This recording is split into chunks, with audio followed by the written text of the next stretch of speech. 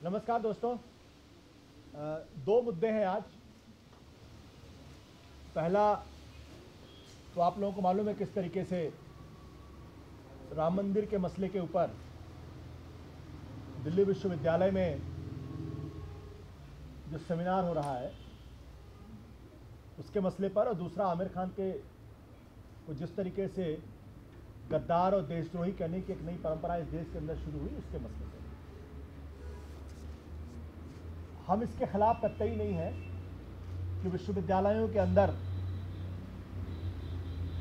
विमर्श ना हो, चर्चा ना हो, बातचीत ना हो, क्योंकि विश्वविद्यालय universities are basically meant for the intellectual exercise and intellectual articulations, discussion and debate.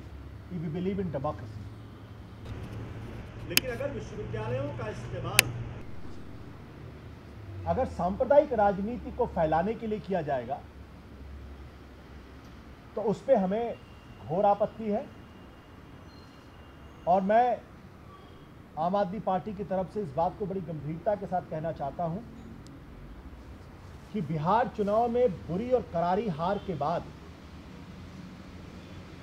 अभी भी बीजेपी ये सबक नहीं सीखी है कि देश पूरी तरीके से बदल रहा है और बुनियादी मुद्दों पर राजनीति होनी चाहिए। वो उत्तर प्रदेश के चुनावों के मद्देनजर जो 1 साल बाद है, एक बार फिर धार्मिक मसलों को उठा के, सांप्रदायिक मसलों को उठा के उस पर राजनीति करना चाहते हो, समाज को बांटना चाहते हो। आम आदमी पार्टी इसकी घोर निंदा करती है और स्पष्ट शब्दों में कहती है कि इस देश के अंदर राजनीति रोटी कपड़ा मकान शिक्षा और स्वास्थ्य इस पर होनी चाहिए, न कि धार्मिक मसलों पर समाज को बांटने की होनी चाहिए। और मैं ये बात इसलिए भी कह रहा हूँ क्योंकि आपको ध्यान होगा बीजेपी एक ऐसी पार्टी है जो इतिहास से सबक नहीं लेती है। लोकसभा चुनाव के ठीक पहले मुजफ्फरनगर का दंगा कराया गया जिसमें हमारे समाजवादी पार्टी की भी बड़ी भारी भूमिका थी, और उनको क्या सबक मिला ये सारा देश जानता है। दिल्ली के विधानसभा चुनाव के पहले दिल्ली के अंदर सांप्रदायिक सद्भाव को बिगाड़ने की पूरी कोशिश की गई। त्रिलोकपुरी में, बवाना के इलाके में जिस तरीके से दंगे कराने की कोशिश की गई, माहौल बिगाड़ने की कोशिश की गई, वो आप सबको मालूम है और उसका क्या नतीजा हुआ आप भी जानते हैं। बिहार चुनाव के पहले किस तरीके से अखलाक के मसले पर राजनीति हुई वो भी आप अच्छी तरीके से जानते हैं। तो मैं फिर एक बार बीजेपी से रिक्वेस्ट करना चाहता हूं कि राम मंदिर का मसला इस देश के लिए बहुत संवेदनशील, बहुत गंभीर मसला है। ये मसला सुप्रीम कोर्ट में लंबित है पिछले कई सालों से। सारे पक्षों का ये मानना है कि ये मसला अदालत से ही सुलटना चाहिए। इसलिए अदालत के बाहर लोगों की धार्मिक भावनाओं को भड़काकर राजनीतिक रोटी सेकने का काम फौरन बंद हो और सुप्रीम कोर्ट के फैसले का हर पक्ष इंतजार करे, और सुप्रीम कोर्ट का जो भी फैसला होगा वो हम सबको मान्य होगा, क्योंकि ये देश संविधान से चलता है। ये देश हमारी और आपकी वजह से नहीं चलता। ये हम सब ने जब संविधान बनाया तो इसीलिए बनाया था कि संविधान से देश चले। संविधान ही हमारा धार्मिक ग्रंथ है, उससे बड़ा कोई धार्मिक ग्रंथ लोकतंत्र में नहीं होता है। तो मैं फिर बीजेपी से कहना चाहता हूँ, इतिहास से सबक सीखे, धार्मिक भावनाओं को भड़काना बंद करे, जो हमारे शिक्षण संस्थान हैं उनको सांप्रदायिकता का केंद्र बनाना बंद करे, और वो तमाम लोग जो उसमें इन्वॉल्व हैं, जो लोगों की धार्मिक भावनाओं को भड़का रहे हैं, उनको उनके ऊपर एक तरीके से रोक लगे, और हम सब लोग सुप्रीम कोर्ट के फैसले का इंतजार करें, और सुप्रीम कोर्ट का जो फैसला होगा वो हम सब लोग मानेंगे। आमिर खान के मसले पर हमारे साथी और दिल्ली के अध्यक्ष दिलीप जी बात करें। नमस्कार दोस्तों। बड़ी अजीब सी स्थिति बनी हुई है हमारे देश की।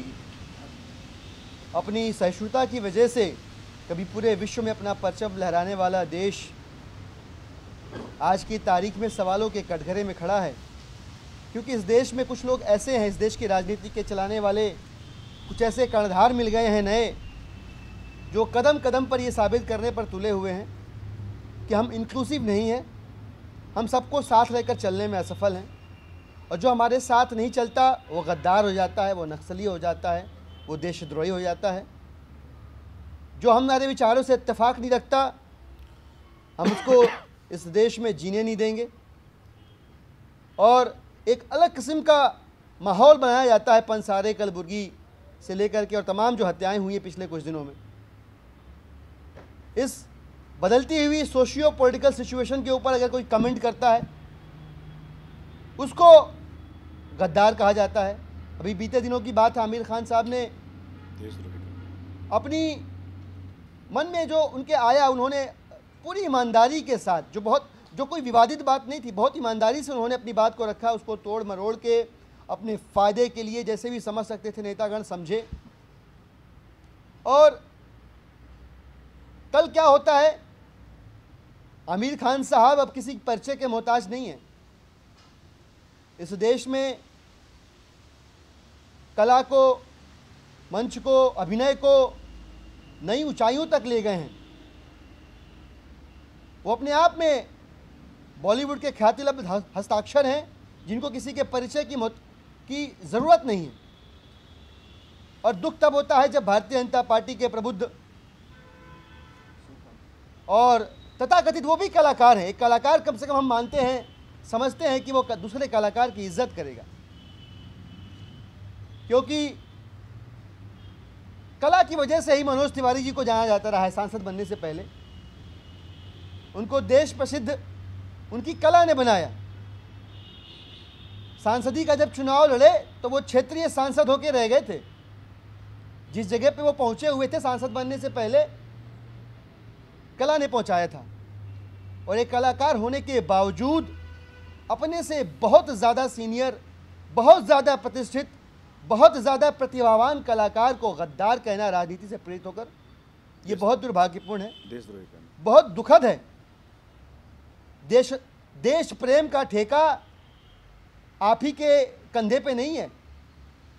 आपका फर्जी राष्ट्रवाद हर मौके पर एक्सपोज होता रहा है, चाहे आपने अलगाववादियों के साथ मिलकर सरकार बनाई हो, चाहे 370 पे आपने यूटर्न मारा हो, और चाहे सैनिकों के सिर के बदले में सिर लाने की जो बात कही हो आपने, हर मुद्दे पर आपका फर्जी राष्ट्रवाद जो है एक्सपोज हुआ है। ऐसे में आपको शर्म आनी चाहिए कि आप दूसरों की देशभक्ति का बैरोमीटर लेके घूमते हैं। आप इस देश में आज़ादी से, मजबूती से अपनी बात रखने वालों को देशद्रोह कह देते हैं, गद्दार कह देते हैं। शर्म आनी चाहिए। आम आदमी पार्टी इस प्रकार के बेशर्म टिप्पणियों की भर्त्सना करती है, कंडेम करती है और उम्मीद करती है कि प्रासंगिक होने के लिए इस प्रकार के निचले स्तर के स्टेटमेंट को बोलना, रेलेवेंट होने के लिए इस प्रकार की टिप्पणियां करना भारतीय जनता पार्टी के जो बेलगाम नेता हैं वो बंद करेंगे। मंच आप लोगों के प्रश्नों के लिए। हाँ, देखिए, भारतीय राजनीति में नेता जब दूसरी बार में अपनी बात को समझा रहा होता है तो इसका मतलब पहली बार में कुछ गलत कहा है उसने, और जो बात उन्होंने कही है उस बात की ऑडियो रिकॉर्डिंग, वीडियो रिकॉर्डिंग जो भी है उससे एकदम स्पष्ट है। मिसकोट पहली बार अगर भारतीय जनता पार्टी के किसी सांसद, विधायक या नेता ने ऐसा कहा होता तो एक बार कोई बात मानी जा सकती थी। भारतीय जनता पार्टी के सांसदों, विधायकों, नेताओं का ये इतिहास रहा है कि कोई भी व्यक्ति जो उनके विचारों से इत्तेफाक नहीं रखता उसको ये देशद्रोह का लेबल चिपकाना, उसके खिलाफ ये शुरू कर देते हैं। और माननीय मनोज तिवारी जी ने कुछ नया नहीं किया, भारतीय जनता पार्टी के इसी परंपरा को वो आगे लेकर चल रहे थे।